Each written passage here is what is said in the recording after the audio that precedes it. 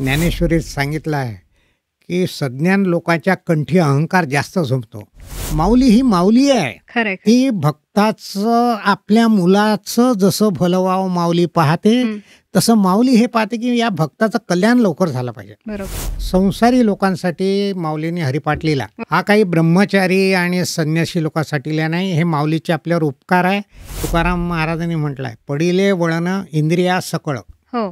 जे काय इंद्रियांना वळण बालपणी तरुणपणी लागते तेच तुमचं म्हातारपणी राहते. संतांचे उपदेश आहे ना, बरोबर, हे त्यांचं काव्य म्हणून नाही पाहायचं, तर ते आपल्या जीवनाचं टॉनिक आहे आणि त्या टॉनिकवर आपण जगायचं आहे. तू जितके माणसं श्रीमंत धनवान झाले ते सुखी असतात का हा प्रश्न. आणि जर मनुष्य धर्म पाळणार नाही तर तो आणि पशु याच्यात काही फारसा फरक नाही असं बरोबर पंडित लोक म्हणतात. मी नाही म्हणत.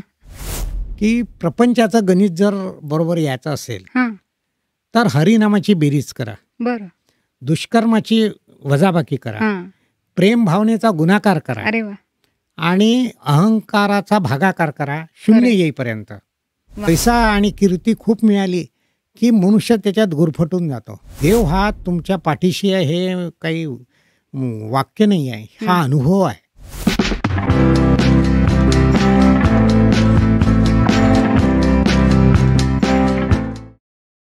रसिक हो, नमस्कार. ग्रंथप्रेमी या पॉडकास्टवरती मी रुचा थत्ते आपल्या सगळ्यांचं मनापासून स्वागत करते. मंडळी, संत साहित्य या विषयाची गोडी आपल्याला असायला हवी हे सगळ्यांना तर कळतच असतं. पण संत साहित्याचा शब्द उच्चारला की आपल्याला जरा दडपण येतं. पण गोष्टी रूपात ते आपल्यापर्यंत पोचलं तर मात्र हा विषय खूप सोपा होऊन जातो. आणि म्हणूनच गोष्टीरूप हरिपाठ या पुस्तकाचे लेखक अनिल फडणवीस हे सर आपल्याकडे आलेले आहेत. त्यांच्याशी आपण या पुस्तकाविषयी, या पुस्तकातील अभंगांवर त्यांनी केलेल्या निरूपणाविषयी जाणून घेणार आहोत, त्यांच्याशी संवाद साधणार आहोत. तर नमस्कार सर. नमस्कार. आपलं स्वागत आहे या पॉडकास्टमध्ये. सर, तुम्ही या पुस्तकात सुरुवातीच्या अभंगाच्या बद्दल लिहिताना एक छान वाक्य लिहिलं आहे. म्हणजे असं म्हटलं की आजकाल हरिपाठ न करता हरीकडे पाठ करतात. बरोबर आहे. आणि जरी हरिपाठ केला, म्हणजे ते वाचताना मला असं वाटलं की जरी हरिपाठ केला किंवा अगदी पाठसुद्धा केला तरीसुद्धा अर्थाकडे पाठ होऊ शकते. आणि म्हणून आजचा आपला पॉडकास्ट आहे. परंतु अर्थाच्या अंतरंगात शिरण्यापूर्वी मला तुम्हाला असं विचारायचं आहे की पहिल्या अभंगामध्ये अनुबंध चतुष्टय असा जो प्रकार माऊलींनी हाताळलेला आहे त्याबद्दल तुम्ही काय सांगाल, कारण हे त्यांचं वैशिष्ट्य आहे. हा प्रश्न छान आहे.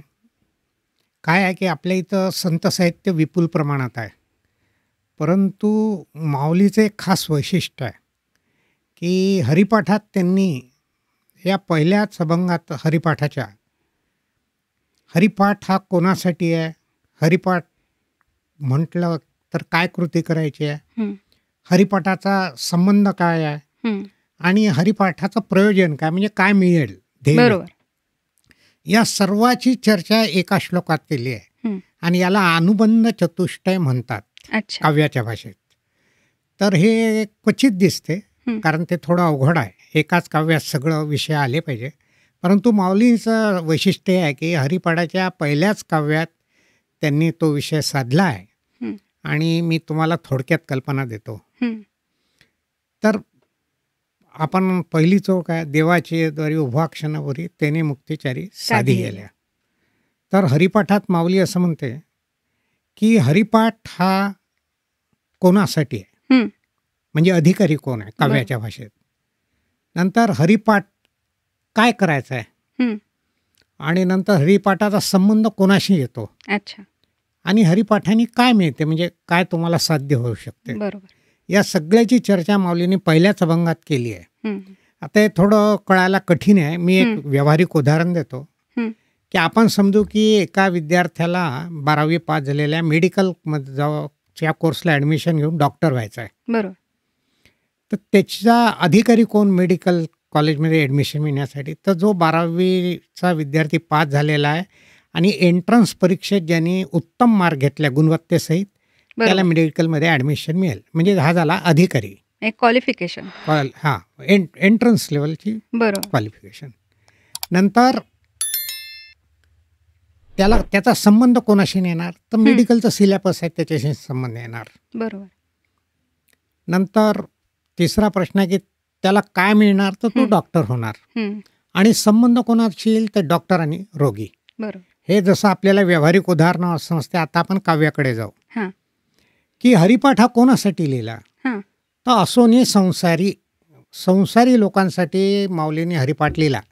हा काही ब्रह्मचारी आणि संन्यासी लोकांसाठी लिहिला नाही. हे माऊलीचे आपल्यावर उपकार आहे की आपल्यासारख्या सामान्य संसारी जनाचा उद्धार व्हावा म्हणून त्यांनी हरिपाठ लिहिला. मग काय करायचं, तर हरिमुखे म्हणा, हरिमुखे म्हणा. अरे वा. नंतर तिसरं असं केलं की याचा संबंध कुठं आहे, तर द्वारकेचा राणा पांडवा घरी. म्हणजे इनडायरेक्टली भक्त आणि भगवंत याचा संबंध जुळतो, म्हणजे तुमचा देखील जुळतो, असं माऊलीने सांगितलं. आणि चौथं म्हणजे याचं प्रयोजन काय, काय मिळणार, त्याने मुक्तिचारी साधी गेल्या, म्हणजे तुम्हाला मुक्ती प्राप्त होईल, हे देखील माऊलीने पहिल्याच कडव्यात सांगून दिलाय. तर असा हा अनुबंध चतुष्टय जो केला आहे हा अतिशय सुंदर आहे आणि बहुतेक काव्यात हे आढळत नाही. माऊलीचं हे वैशिष्ट्य आहे. खरंच आहे. आणि सर, तुम्ही फार छान उदाहरण देऊन ते इतकं सोपं करून सांगितलं, त्यामुळे सगळ्या प्रेक्षकांना हे उदाहरणही नक्की आवडलं असेल आणि हा अर्थ पण आपल्यापर्यंत नक्की पोचला. सर, अनुबंध चतुष्ट्याविषयी तर तुम्ही सांगितलं, पण हा हरिपाठ कसा लिहिला गेला त्याच्या मागे काहीतरी कथा आहे, ती सुद्धा तुम्ही सांगितलेली आहे, तर ती तुमच्याकडनं प्रत्यक्ष ऐकायला सुद्धा आवडेल. हां, तर ज्ञानेश्वर माऊली आणि 4 भावंड नेवाशाहून पैठणला जात होती. आणि त्यावेळेला मुक्ताईंनी असं म्हटलं की ज्ञानोबा, सामान्य जनाचा उद्धार होईल असा एखादा सोपा ग्रंथ लिहा. आणि त्यानुसार माऊलींनी हरिपाठ हा लिहिला. आता याच्यात एक थोडं वैशिष्ट्य आहे की आपल्याला माहीत आहे की ज्ञानेश्वर माऊली हे आपले नाथपंथी याचे परंपरेतले आहे. तर आणि नाथ परंपरा ही जास्त करून योग साधनेवर आहे. परंतु गहिनीनाथांनी जेव्हा निवृत्तीनाथांना दीक्षा दिली तेव्हा योगाचं सगळं सांगितलंच, त्याची दीक्षा दिलीच, परंतु त्यासोबत हरिनामाची दीक्षा दिली. आणि त्याचप्रमाणे निवृत्तीनाथांनी ज्ञानेश्वर माऊलीला दीक्षा देताना योगाबद्दल तर सांगितलंच, परंतु हरिनामाची दीक्षा दिली. माऊलींनी हरिनामाचा अभ्यास केला आणि त्यांना भगवंत प्रसन्न झाले आणि हीच गोष्ट भक्तांना साध्य व्हावी म्हणून त्यांनी हा भक्तिपूर्ण हरिपाठ लिहिला आहे. ही त्याची पार्श्वभूमी आहे. अरे वा. सर, तुम्ही सुरुवातीला अनुबंध चतुष्ट्यामध्ये सांगितलं की याचं प्रयोजन काय आहे, की 4ही मुक्ती साधायच्या आहेत. तर पहिल्या 2 ओळीच अशा आहेत की देवाची ये द्वारी उभा क्षण भरी, तेणे मुक्ती 4ही साधी गेल्या. हे वाचत असताना माझ्या मनात असं नेहमीच येतं की क्षण हा तर इतका पटकन निघून जातो, इतका छोटा असतो की कधी आला आणि कधी गेला कळतही नाही आपल्याला. आणि मुक्ती ही मात्र अशी गोष्ट आहे की ती मिळण्यासाठी अनेक जन्म, म्हणजे असं म्हणतात की अनेक जन्मसुद्धा अपुरे आहेत. तर एका क्षणात 4ही मुक्ती मिळू शकतात आणि देवाच्या दवारात उभं राहिल्यावर याचा नेमका काय अर्थ आहे, त्यांना काय सांगायचं आहे माऊलींना? ही जी पहिली ओळ आहे, पहिल्या 2, देवाचे द्वारी उभा क्षण भरी तेने मुक्ती 4ही देईल, ही थोडी जरा रहस्यमय किंवा गूढ म्हणायला हरकत नाही अशी आहे. तर पुष्कांची समजूत करायची की आम्ही देवळात इतके वेळा गेलो पण आम्हाला तर काहीच मुक्ती मिळाली नाही. परंतु माऊलीचा शब्द हा खास आहे, देवाच्या द्वारात म्हटलाय, मंदिराच्या द्वारात म्हटलं. बरोबर. तर देवाच्या द्वारात उभं राहायचं म्हणजे काय आणि देवाचं द्वार नेमकं काय आहे, हाही एक गहन प्रश्न आहे. तर देवाचं द्वार म्हणजे हरिनाम. बरं.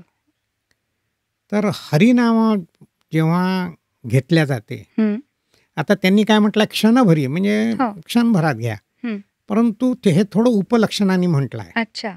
म्हणजे एकदा तुम्ही हरिनाम घेतलं की त्याची गोडी वाढते आणि तुम्ही वारंवार घेतात. त्यालाच त्यांनी पुढच्या ओळीत म्हटलं आहे, जिव्हे वेगू करी. इतकं ते जिभेला आवडते की जीभ ते म्हणतच जाते. आणि मग काही काळ गेल्यानंतर तुम्हाला मुक्ती मिळते. तर हा थोडा गुढार्थ आहे. अच्छा, देवाचं द्वार याच्यात दुसराही गुढार्थ आहे आणि हा सहसा विचारात घेतला जात नाही. याचं कारण असं की माऊली जशी भक्त होती तशी योगी होती. तर पहिल्या 2 ओळी योग मार्गावर देखील आहे. याच्यात देवाचं द्वार म्हणजे ध्यान, म्हणजे ध्यान म्हणण्यापेक्षाही क्षणभर मुक्तीचा अर्थ जोडायचा असेल तर तुरीय अवस्था ध्यानात जी प्राप्त होते ते देवाचं द्वार आहे. आता हे पुष्कळांना ध्यान क्रिया माहीत नसते. मी अगदी थोडक्यात सांगतो कारण हा विषय तो नाही आहे. तर ध्यानाला जेव्हा मनुष्य बसतो तेव्हा देहाचा विचार राहतो. कारण आपले देहाशी इतके संबंध असतात मनोमन की त्याच्याशिवाय दुसरं आपल्याला काही येत नाही विचारामध्ये. परंतु मग विचार कमी होतात आणि एक क्षण असेल की विचार शून्य अवस्था येते. त्या स्थितीत काही काळ राहिल्यानंतर मनाचं अमन होते, म्हणजे पुन्हा विचार काही काळ येत नाही आणि मग मनाचं उन्मन होते, म्हणजे मन नाहीच होतं. याला तुरीय अवस्था म्हटलंय.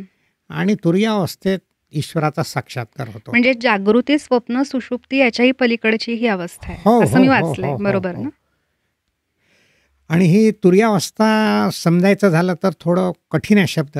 एक उदाहरण देतो की आपण समुद्र किनाऱ्यावर गेलो तर पहिले आपल्या पायाला रेती लागते, मग किनाऱ्याला पोचले की पाण्याचा स्पर्श पायाला होतो. तसं तुरीय अवस्थेत पहिले ध्यानाला बसले की देहाचा विचार राहतो, देहसंबंधी विचार राहतात. आणि तुरीय अवस्थेत गेलं की आत्म्याचा मी आत्मा आहे हा माणसाला आतून बोध होतो, त्याला तुरीय अवस्था म्हणतात. मी अगदी हे थोडक्यात समजलाय. हा कठीण भाग आहे आणि अनुभवाचा आहे. केवळ शब्दांनी समजणं कठीण आहे. खरंय खरंय.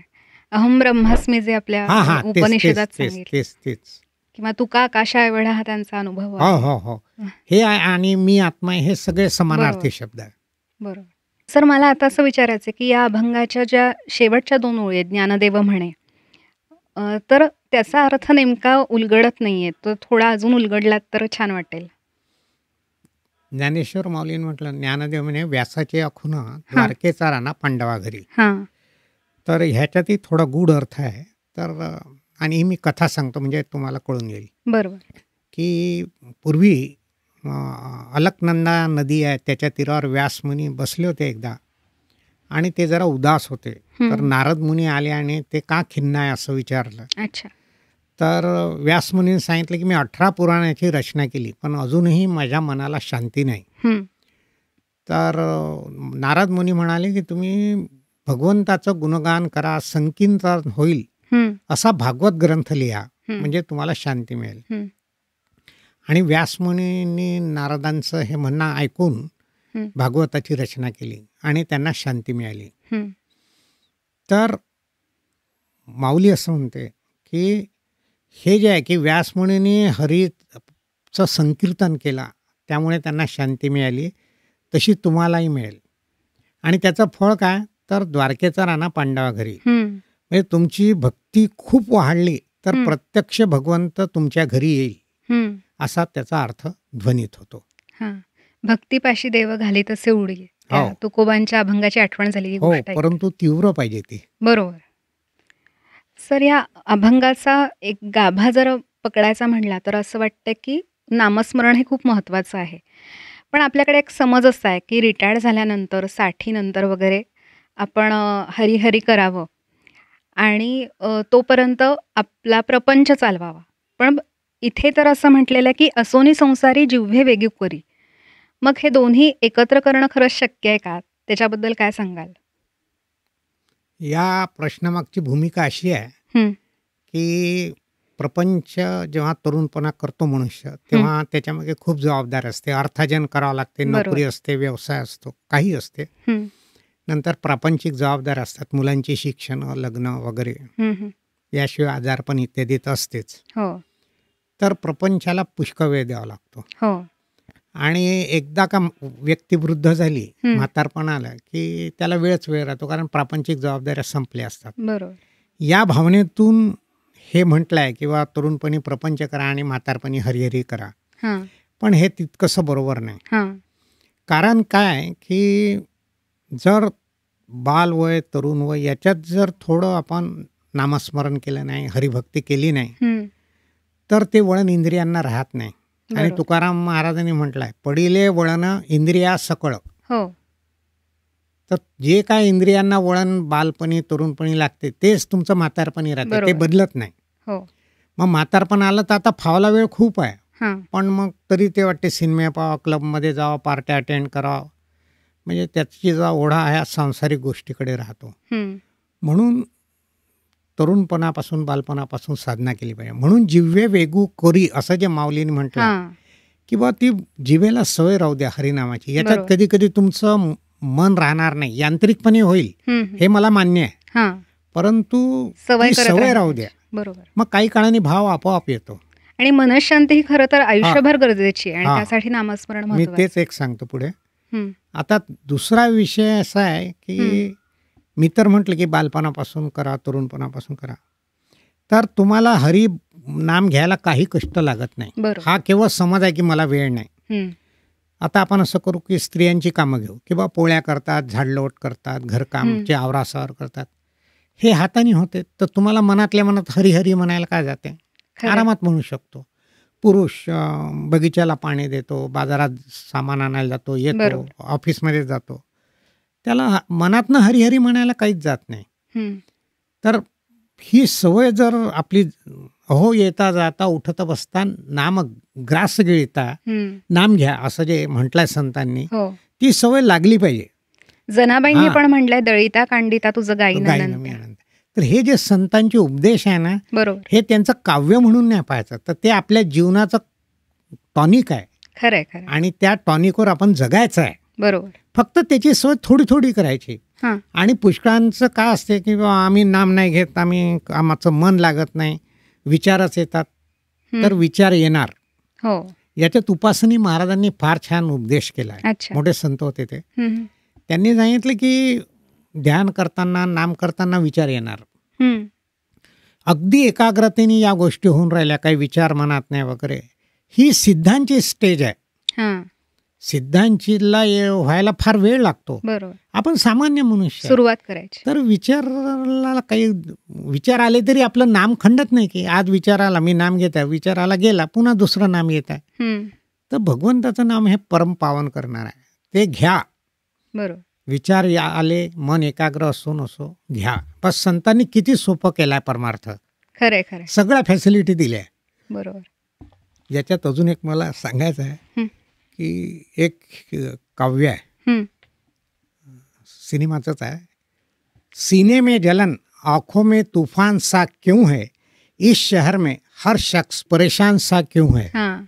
म्हणजे प्रत्येकाला अगदी असं डोळ्यात असा एक प्रकारचा अंगार, हृदयात अस्वस्थता वगैरे आहे. तर तोच म्हणते की हे कशामुळे आहे, तर हे काय आहे की आपण वर्ल्डली अफेअरमध्ये फार गुंतलो आहे.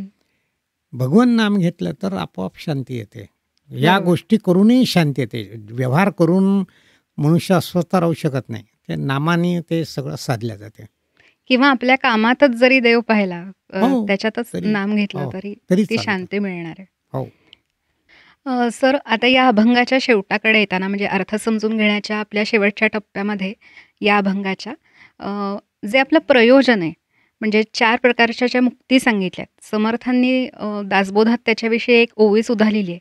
पहिली मुक्ती ते स्वलोकता, दुसरी ते समीपता, तिसरी ते स्वरूपता आणि चौथी सायोज्य मुक्ती. तर या ज्या 4 मुक्ती आहेत, तर त्याच्याविषयी थोडासा अर्थ समजावून सांगितलात तर सगळ्यांनाच ऐकायला छान वाटेल. याच्यात असं आहे की या मुक्ती ज्या मिळतात, या आपण सद्गुरूकडे गेल्यानंतर मिळतात. व्यक्तीने स्वतःहून जर साधना किती केली तरी मिळत नाही. तर आपल्याला माहीत आहे की कबीरांना गुरु मिळत नव्हते, तर ते त्यांचे गुरु रामानंद स्नानाला जात होते, तिथं घाटावर झोपले आणि त्यांचा पाय लागला आणि त्यांनी श्रीराम जयराम जय जयराम म्हटलं, तर तोच मंत्र कबीरांनी घेतला आणि आपला साधना चांगली केली. गुरुशिवाय परमार्थात गती नसते.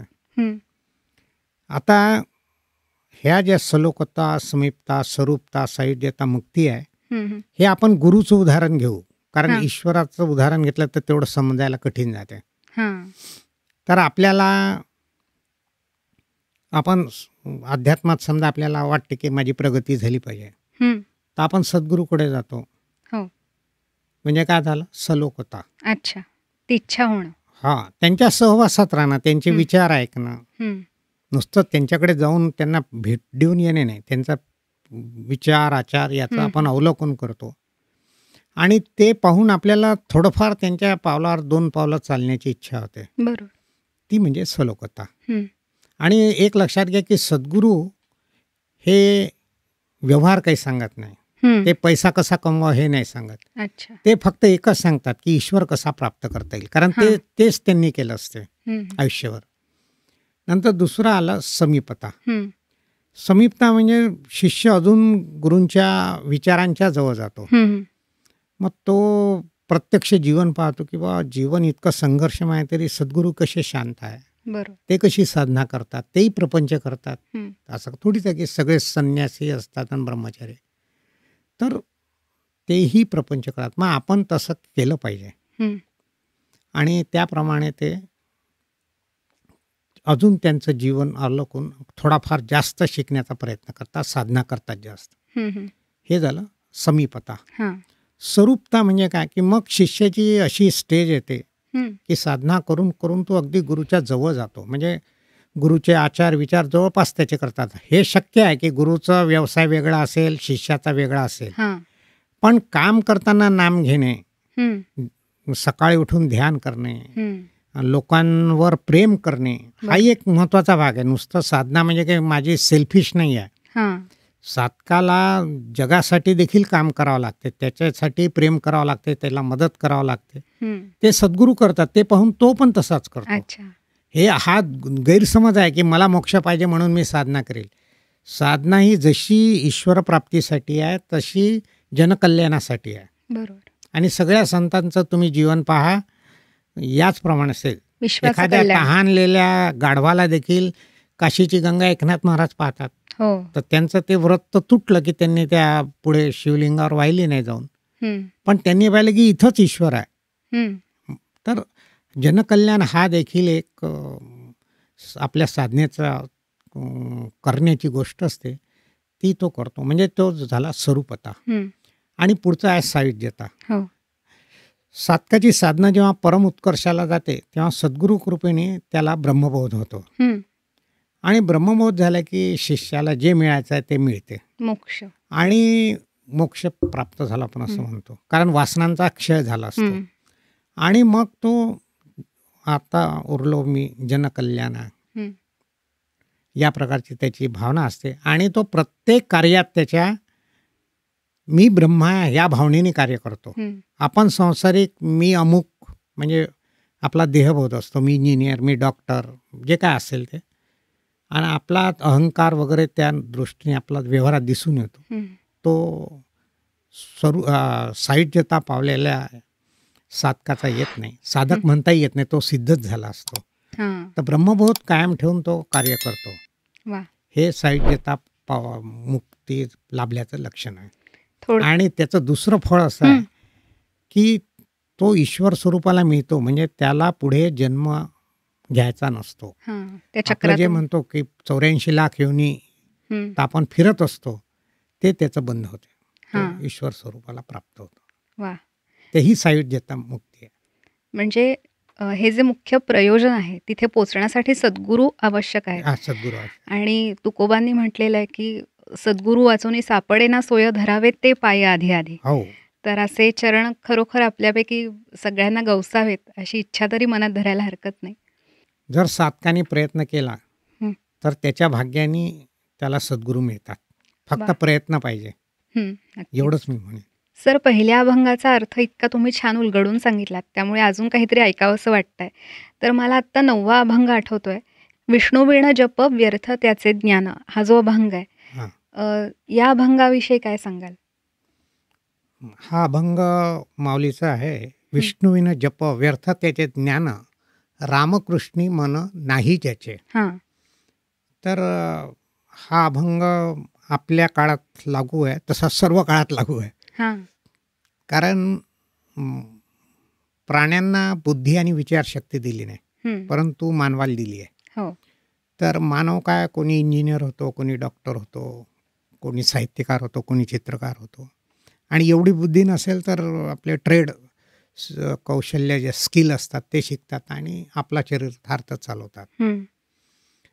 आणि काही लोक त्या ज्ञानाचा विचारशक्तीचा उपयोग करून केवळ पैसा हे एक ध्येय ठेवतात आणि अमाप पैसा कमवतात.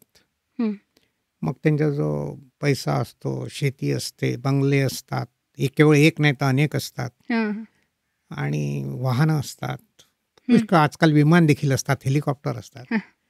परंतु जितके माणसं श्रीमंत धनवान झाले ते सुखी असतात का, हा प्रश्न आहे. बरोबर. तर आपल्या वाचनात असं येते, पेपर म्हणा किंवा इतर टीव्ही बीव्हीच्या चॅनल, की अशने लोक व्यसनाधीन असतात, काही ड्रिंक घेतात, आजकाल तर ड्रग देखील घेतात, जे धोकादायक आहे.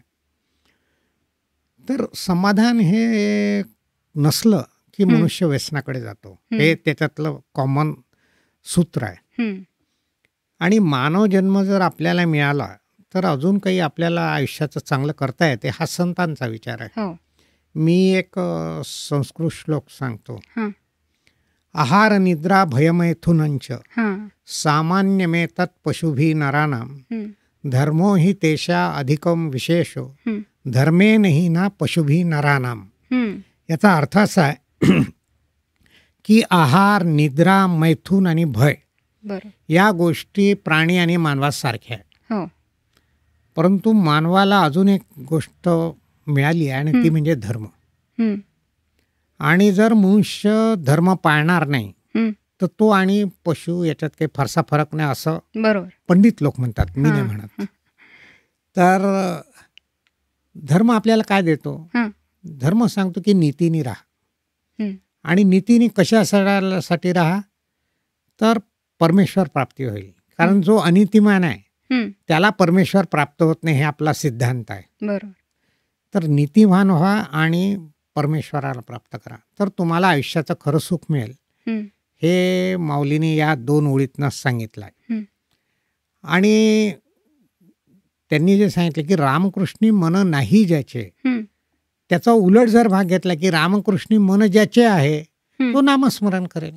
बरोबर. आणि ज्याचं मन नाही तो आपल्या या व्यवहाराच्या गुंत्यात गुंतला जाईल. म्हणून हे महत्वाचं आहे की मानवाने आपल्याला जे धर्माने सांगितलं आहे, नीतीने जगा आणि ईश्वर प्राप्ती करा, त्यात मानव जन्माचं कल्याण आहे. आणि सर्व संत साहित्याचा हाच विचार येतो की ईश्वर प्राप्ती हे मानवाचं जीवन लक्ष्य आहे, ते साध्य करा. तर माऊलीने ते पहिल्या 2 ओळीत सूचित केलं आहे. अच्छा सर, पहिल्या 2 ओळींबद्दल तर तुम्ही इतकं छान स्पष्टीकरण दिलं, पण अद्वैत वाटा हा जो पुढे शब्द आलेला आहे त्याच्याबद्दल थोडंसं ऐकायला आवडेल. हा श्लोक आपण पुन्हा ऐकू. विष्णुविन जप व्यर्थ त्याचे ज्ञान रामकृष्णी मन नाही ज्याचे उपजोनी करंटा नेणे अद्वैत वाटा रामकृष्णी पैठा कैसा होईल. तर याच्यात अद्वैत वाटा हा शब्द जरा कठीण आहे, हे मला मान्य आहे. हा आपल्या अध्यात्मातला शब्द आहे. आता अद्वैत शब्दाची फोड करायची झाली तर जो द्वैत पासून दूर आहे तो अद्वैत. बरोबर. द्वैत म्हणजे काय?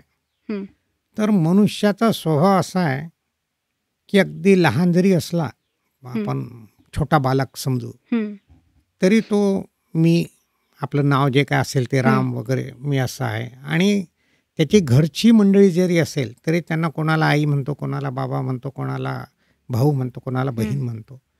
म्हणजे आपल्यापासून सगळं वेगळं आहे, ही भावना अगदी लहानपणापासून असते. देहबुद्धी असं म्हणता येईल. हा, तर हे देहबुद्धीमुळेच होते.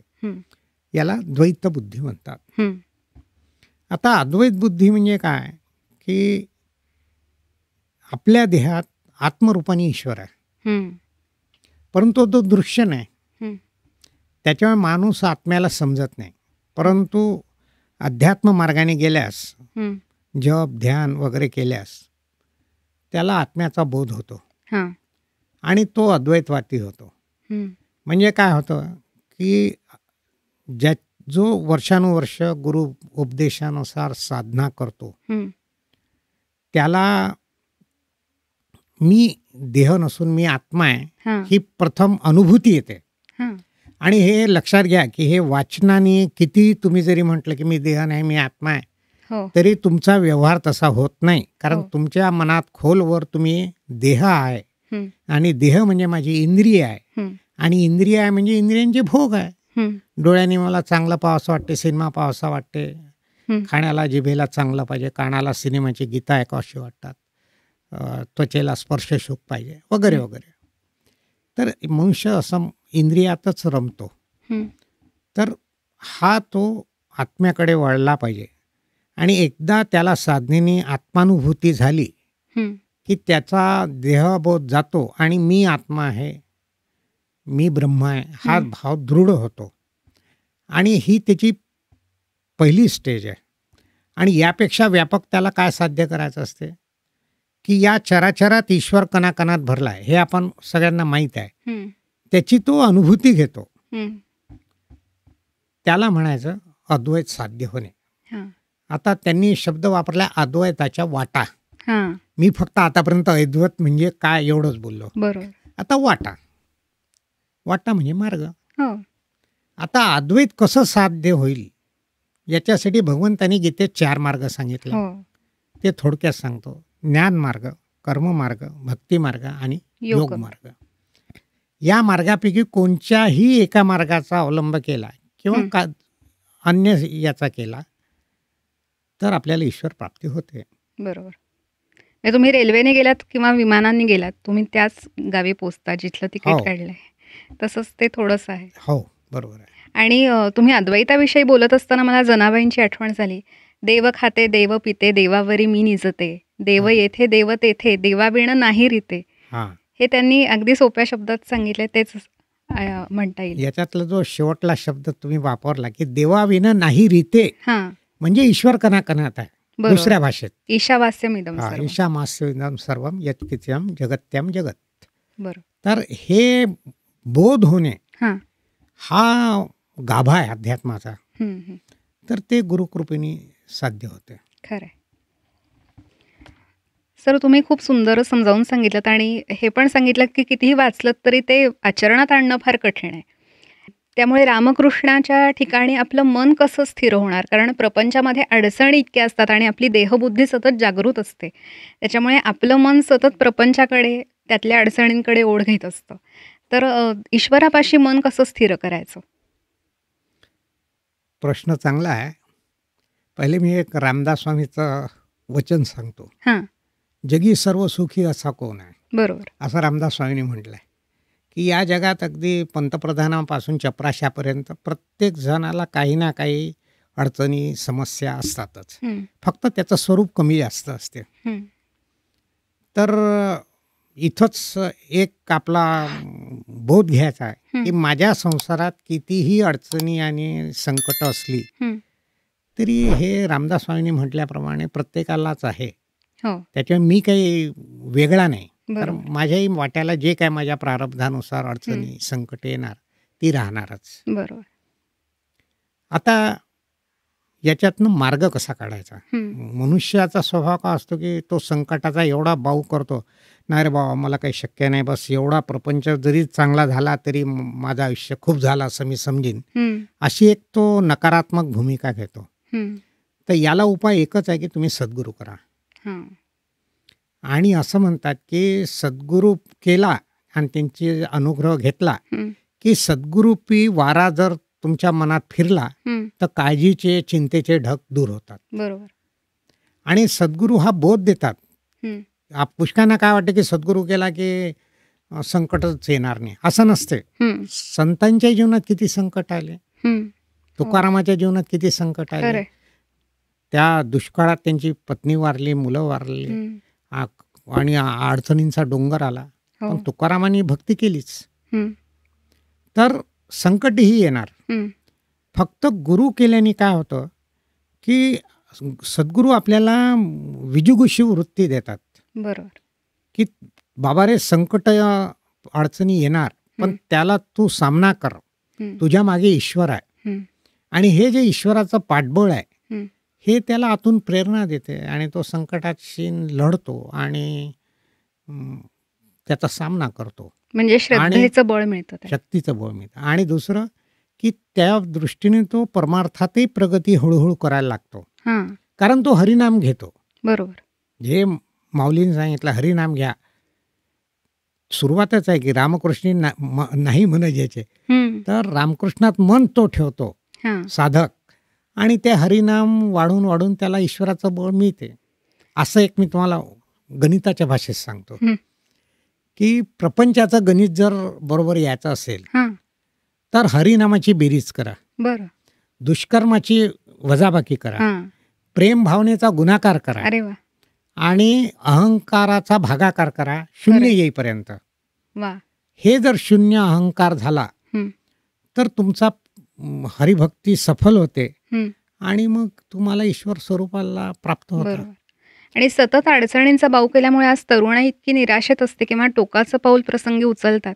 त्यासाठी हे किती महत्वाचं आहे हे आता जाणवतंय ऐकताना. हो, तुम्ही पहा मर्लिन मॉन्रो किंवा आपल्याही भारतात आता मध्यंतरी अनेक दिव्या भारती वगैरे काय ॲक्ट्रेसचे नाव मला तेवढे माहीत नाही, त्यांनी आत्महत्या केली आहे. आत्महत्या एवढं टोकाचं पाऊल का उचलतात? जीवन हे विशाल आहे आणि ईश्वर भक्तीचा सहारा घेतला तर या अडचणीतून बाहेर येता येते. प्रॉब्लेम कुठं होतो? मगाच मी सांगितलं की पैसा आणि कीर्ती खूप मिळाली की मनुष्य त्याच्यात गुरफटून जातो. आणि संत पैसा आणि कीर्तीला तुच्छ मानतात आणि ते फक्त ईश्वराला प्रमुख मानतात. ईश्वर हेच माझं सार सर्वस्व आहे आणि तेच मला प्राप्त करायचं आहे. ही जेव्हा मनोधारणा पक्की होते तर साधना वाढत जाते आणि साधनेचं बळ तुम्हाला निश्चित मदत करतं. देव हा तुमच्या पाठीशी आहे हे काही वाक्य नाही आहे, हा अनुभव आहे आणि हा प्रत्येकाला त्याच्या आयुष्यात थोडाफार येतोच. प्रश्न आहे की आपण कमी पडतो का साधनेत? हा माणसाने गंभीरपणे विचार करायचा आणि थोडं बहुत आचरण करायचं. प्रपंचाला थोडक्यात साधनेची पण जोड हवी, नामाची जोड हवी. बरोबर. सर, तुम्ही आत्ता बोलताना गुरुचा उल्लेख केलात आणि आधीही केला होता. म्हणजे गुरूंचं आपल्याकडे महात्म्य फारच आहे. तर द्वैताकडून अद्वैताकडे जाताना गुरु कसा बोध करून देतात याबद्दलची तुम्ही कथा लिहिली सुद्धा आहे छोटीशी. तर ती सांगितली तर मला असं वाटतं हा विषय अधिक उलगडेल. हां, तर गुरूंकडे जेव्हा शिष्य जातो तर शिष्याच्या मनात हे निश्चित असे की हा जो माझ्याकडे आला आहे तो द्वैतात आहे, कारण त्यांचं ज्ञान पुष्कळ असतं. तर त्यांची भूमिका हीच असते की मी याला अद्वैताकडे कसा नेईल आणि त्या दृष्टीने ते भक्ती साहित्य वाचायला सांगतात, प्रवचन ऐकायला शिष्याला सांगतात, साधना देतात ध्यान नामाची आणि ज्या ज्या संप्रदायाची जी जी साधना असेल ती प्रामुख्याने देतात. तर ती साधना दिली की हळूहळू शिष्यांचं द्वैत भूमिका बदलायला जाते आणि त्याला अद्वैताकडे जाण्याची ओढ लागते आणि गुरु हा त्याचा आदर्श असतो समोर. तर तो मग अद्वैतात जातो. तर प्रथम त्याला बोध होतो ध्यान आणि नाम साधनेद्वारे की माझ्यात ईश्वर आत्मरूपाने आहे आणि हा जेव्हा त्याला बोध होतो तेव्हा त्याचं वागणं मी ब्रह्म आहे, मी आत्मा आहे या भूमिकेतून होतो. मग तो सामान्य माणसासारखा वागत नाही. उदाहरणार्थ एखाद्या वेळेला खोटं बोलून पैसे जास्त मिळणाऱ्याचा प्रसंग आला तर तो म्हणते की मी खोटं बोलणार नाही कारण हे अध्यात्माच्या विरुद्ध आहे, मी खरंच बोलेल, मी सत्य बोलेल आणि तो पैशाचा मोह टाळतो. हे असं वागणं म्हणजे परमार्थाचं आचरण करणं आहे. परमार्थ म्हणजे काय फार मोठीशी गोष्ट नाही, नीतीने चाला एवढंच आहे. आणि मग हे वागता वागता त्याला असा अनुभव येतो की या चराचरात देखील तो ईश्वर आहे आणि मग त्याचं वागणं हे जनकल्याणासाठी होते आणि स्वतःसाठी चांगलं राहते. तर यांनी समाजाचं देखील भलं होते. आता पुष्कळ वेळा का होते की शिष्याला थोडीफार साधनेत प्रगती झाली की त्याला वाटते मी सर्व मिळवलं. एक प्रकारचा अहंकार येतो. अहंकार अशी गोष्ट आहे की जी प्रपंचात तर पुष्कळ राहते पण अध्यात्मात राहते. ज्ञानेश्वरीत सांगितलं आहे की सज्ञान लोकांच्या कंठी अहंकार जास्त झोपतो. एखादा अशिक्षित मनुष्य असला तर त्याला अहंकार फारसा नाही, तर कारण ते मनाचीच ध्यान असते, मी तर काय बा शिकलो नाही. पण जेवढा ज्ञानी पंडित तेवढा त्याचा अहंकार वाढतो. एक उदाहरण देतो की एकनाथ महाराज फार मोठे भक्त होते. त्यांचा मुलगा हरी हाही पंडित होता परंतु त्याला पांडित्याचा अहंकार होता. आणि एकनाथ महाराज जे अध्यात्म मराठीतून वगैरे सांगायचे ते त्याला आवडायचं नाही. त्याला वाटायचं की हे ज्ञान संस्कृत भाषेतून दिलं पाहिजे. आणि एकनाथ महाराजांना वाटत होतं की संस्कृत भाषा ही अज्ञजनाला समजत नाही. मी संस्कृतमध्ये सांगू शकतो पण त्यांना समजलं पाहिजे. त्यांना समजलं नाही तर आचरण कसं करतील म्हणून ते मराठीतून सांगायचे. त्याच्याविषयी 2 पिता पुत्रात फार वाद झाले आणि ते टोकाला गेले आणि हरी महाराज शेवटी काशीला गेले आणि त्यांच्या पद्धतीने जगायला लागले आणि एकनाथ महाराज त्यांच्या पद्धतीने जगायला. शेवटी काही काळाने हरिपंडितांचा भ्रमनिरास झाला आणि त्यांना एकनाथांची थोरवी कळाली आणि पुढे कालांतराने तेही मराठीतून बोध करायला लागले. ही कथा आहे. तर सांगायचं तात्पर्य असं की शिष्याला अहंकार होतो की बाबा मलाही ब्रह्मबोध झालाय वगैरे, पण त्याचं आचरण अद्वैत भूमिकेतून होत नाही. तर गुरु ते पटवून देतात. तर ते नुसतं थिओरॉटिकल पटवलं तर पटत नाही. बरोबर. त्याच्यासाठी ते प्रायोगिक चाचणी करतात. तर ती एक कथा मी सांगतो. एका गुरुकडे 3 शिष्य होते आणि तिघही तसे चांगले शिकलेले होते गुरूंजवळ. परंतु त्यांचा ब्रह्मबोध किती झाला आहे ह्याची चाचणी गुरूंनी करायचं ठरवलं आणि 3 शिष्याला 1-1 सफरचंद दिलं आणि सांगितलं की मी प्रत्येकाला 1-1 सफरचंद दिलाय. तुम्हाला कोणी सफरचंद खाताना पाहणार नाही अशा जागेवर खा आणि आश्रमात पटकन या. बरं. तर प्रत्येक शिष्याला वाटलं मी लवकरात लवकर करील आणि आश्रमात पहिले जाईल म्हणजे गुरूंच्या नजरेत माझं श्रेष्ठत्व ठरेल. तर पहिला शिष्य आश्रमाच्या बाहेर गेला. त्यांनी इकडे तिकडे पाहिला, कोणी माणूस दिसला नाही. त्यांनी सफरचंद खाल्ला आणि आश्रमात येऊन गेला. शिष्याला गुरुनी सांगितलं तू बस. मग दुसरा गेला, त्याला बाहेर माणसं दिसत आहे, प्राणी दिसत आहे, कसं खाव. मग तो जंगलात गेला आणि तिथं त्याला माणूस प्राणी वगैरे काही दिसले नाही. मला वाटलं चला इथं कोणी नाही, आपण गुरुनी सांगितल्याप्रमाणे केलं. त्यांनी सफरचंद खाल्लं. तो आश्रमात आला. मग गुरुनी मला सांगितलं तूही बस.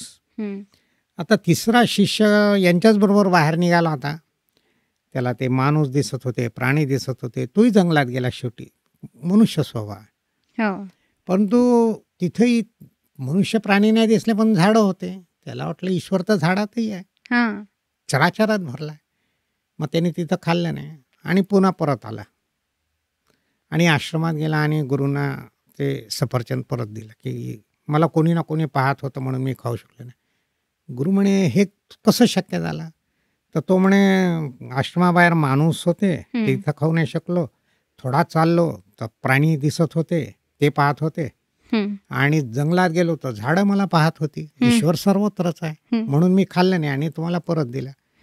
तर गुरूंनी त्या शिष्याला सांगितलं की याला अद्वैत बोध झालाय आणि तुमचा अभ्यास जरा कच्चा आहे, तुम्ही अजून काही काळ साधना करा.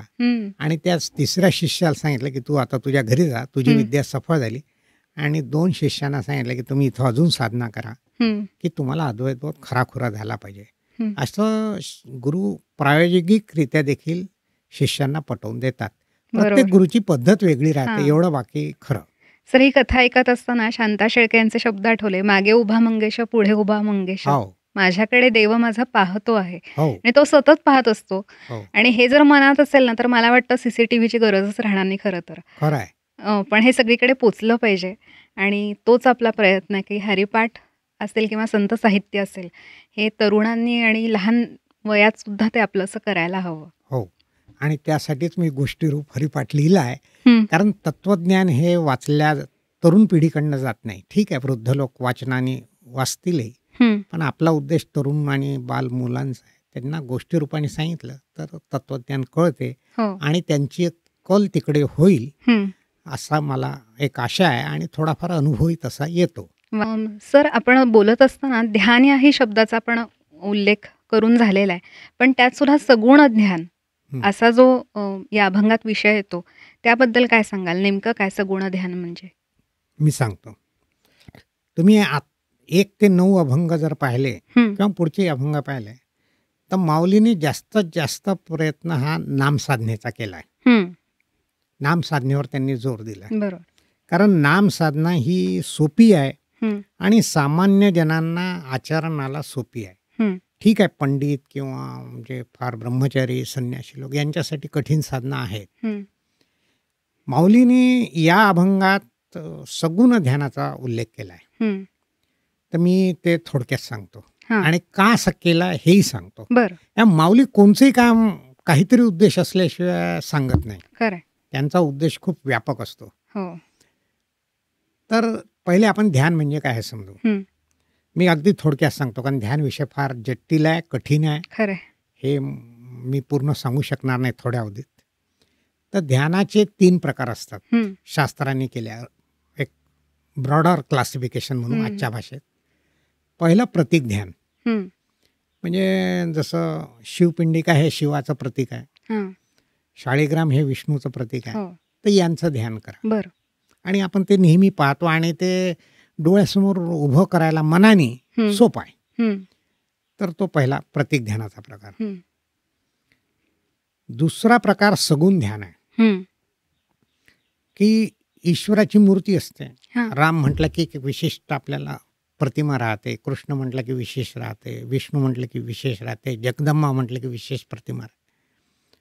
तर हे जे सगुण रूपाने ईश्वर आपल्यात जो आहे, याच्यात काय होतं की प्रत्येक व्यक्तीची आवड किंवा ओढ प्रत्येक देवतेकडे असते. तो त्याचा पिंडाचा गुणधर्म आहे. कोणाला राम आवडेल, कोणाला कृष्ण आवडेल, कोणाला दुर्गा माता आवडेल. आता बघा, रामकृष्ण तसे पुरुष, पण त्यांचा काली मातेकडे ओढा होता.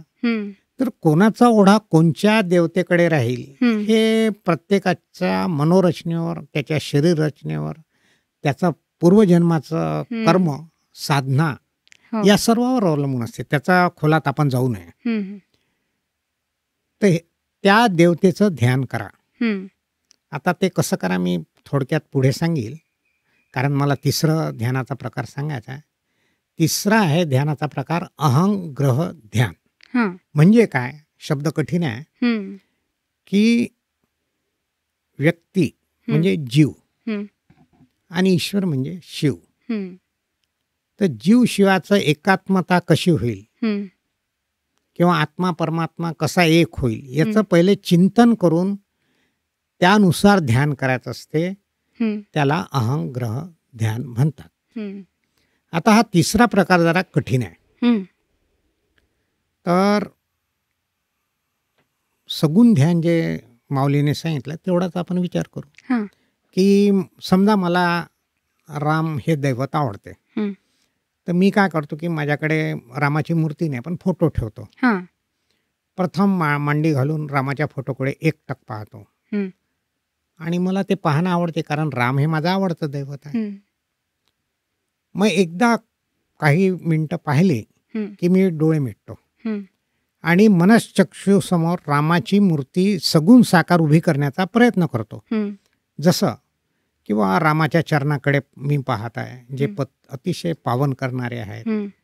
मग त्यांनी पितांबर वस्त्र धारण केलं आहे, हातात धनुष्य धारण केलं आहे, त्यांच्या गळ्यात माळा आहे, नंतर त्यांच्या डोक्यावर सोन्याचा मुकुट आहे आणि राम हे प्रसन्न मुद्रेत मला आशीर्वाद देत माझ्याकडे पाहत आहे, असं मी विचार आणि कल्पनाचित्र माझ्या मनासमोर करतो.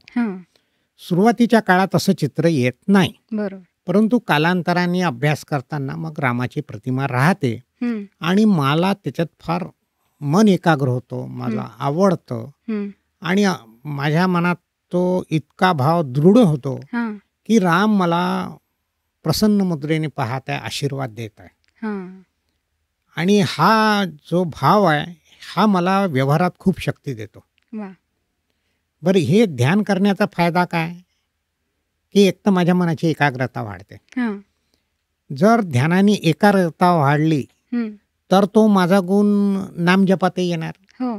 माझा नामजप एकाग्रतेने होईल. पूर्वीसारखे विचार नाही येणार, आले तर फार थोडे येईल, कधी कधी येणार पण नाही. एकाग्रतेने जप होईल आणि एकाग्रतेने जप ज्याचा होतो त्याला खरोखर आतून शांती लागते.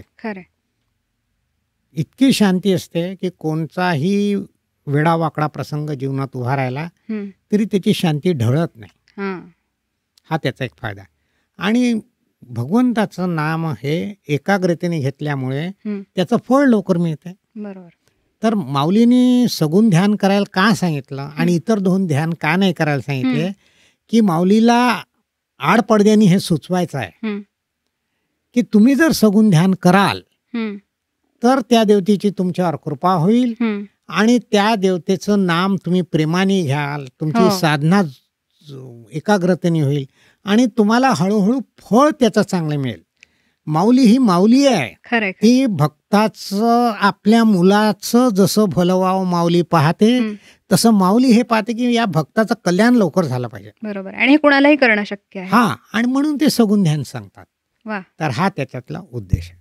वा सर, हे ऐकताना इतकं छान वाटत होतं आणि ऐकतच राहावं असं वाटत होतं.